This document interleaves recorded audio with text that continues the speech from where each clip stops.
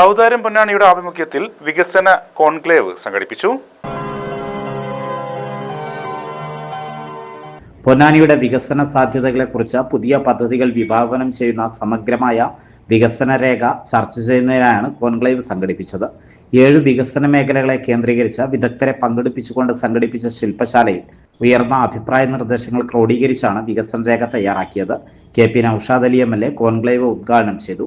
ഈ കാപ്പിരിക്കാട് മുതൽ അഴീക്കൽ വരെ ഒരു സമ്പൂർണമായ ഒരു കടൽ ഭിത്തി ഉണ്ടാവുകയും അതിനിടയിൽ പ്രവേശന കവാടങ്ങളും ആ കടൽ ഭിത്തിയോടനുബന്ധിച്ച് പാത്ത് വേകളും മറ്റനുബന്ധ സൗകര്യങ്ങളുമുള്ള ഒരു സമ്പൂർണ്ണ പദ്ധതി നമ്മൾ വിഭാവനം ചെയ്യുകയും അതിന് തുടക്കമിടുകയും ചെയ്തിട്ടുണ്ട്. കഴിഞ്ഞ ദിവസവും അതുമായി ബന്ധപ്പെട്ട ഇടപെടലുകൾക്കായി ഞാൻ തിരുവനന്തപുരത്തുണ്ടായിരുന്നു. അത് 1ാമത്തെ പദ്ധതിയാണ്.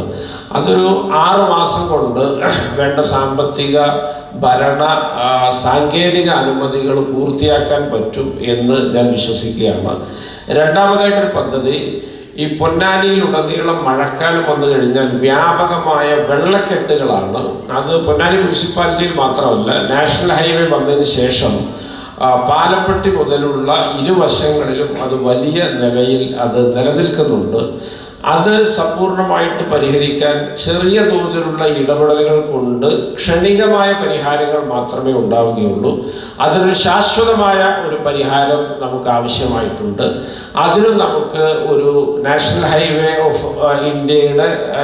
ഹൈവേ അതോറിറ്റി ഓഫ് ഇന്ത്യയുടെ സഹായത്തോടു കൂടി നമുക്ക് ചില കാര്യങ്ങൾ ആവിഷ്കരിക്കേണ്ടതുണ്ട്. അതും നമ്മൾ ചർച്ചകൾ തുടങ്ങി വെച്ചിട്ടുണ്ട്.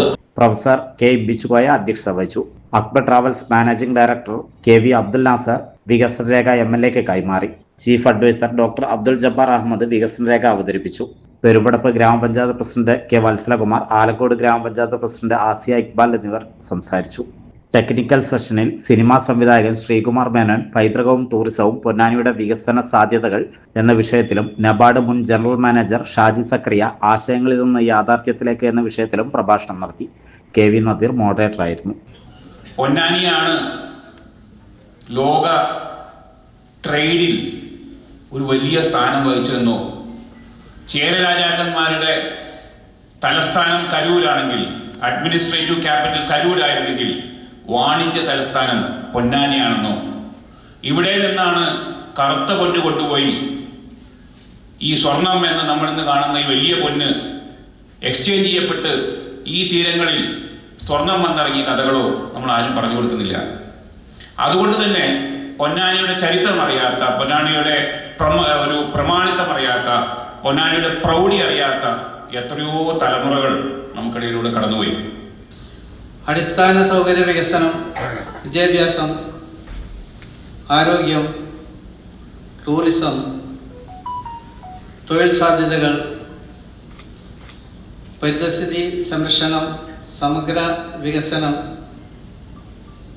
റെയിൽവേ, തുറമുഖം തുടങ്ങി